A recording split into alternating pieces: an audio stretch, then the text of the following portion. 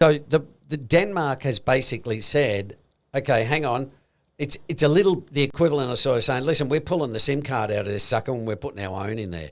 But why I'm doing that, what I'm saying there is we're not going to buy things from China where they can control them, right? It's just bullshit. It's not going to happen. Yeah. You imagine, see, this is, and look, I'm old, I get it, right? But I'm looking at it going, I'm not buying a car. I don't want to buy a car from Tesla who says, oh, listen, sorry, we bumped the computer switch and you can't drive anywhere. It's like, well, can you fix it? It's like, oh, we're all busy at the moment. I want complete control of my vehicle.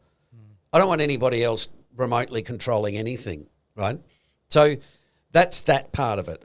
The problem Germany's got is Germany's had a history of superior engineering, right? They're all known for precision tools and right, great engineering. Okay, so along comes China in the last 2 or 3 years, and it's basically smashed. Just blows them out the water. Their car industry, right?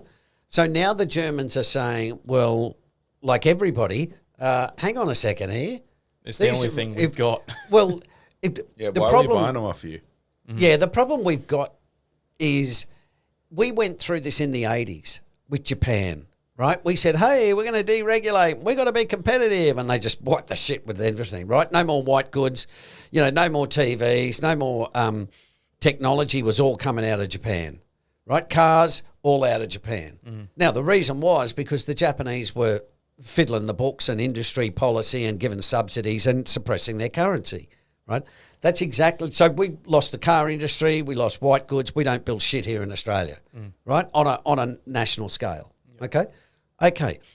Then we go to the Japanese and say, listen, you guys, you can't keep this up. The Americans say, if you want to sell us Toyotas, you got to come and build factories in America, right? So the Japanese wisely went, yep, okay. So that's what they did.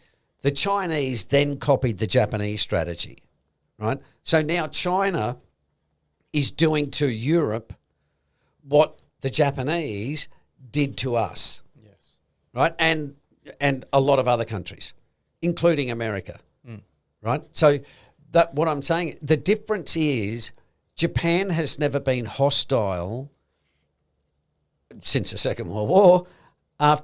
Japan's not interested in taking over the world ideologically. The Chinese are, right? And you can argue about that if you like, but the reality is the Chinese want more influence.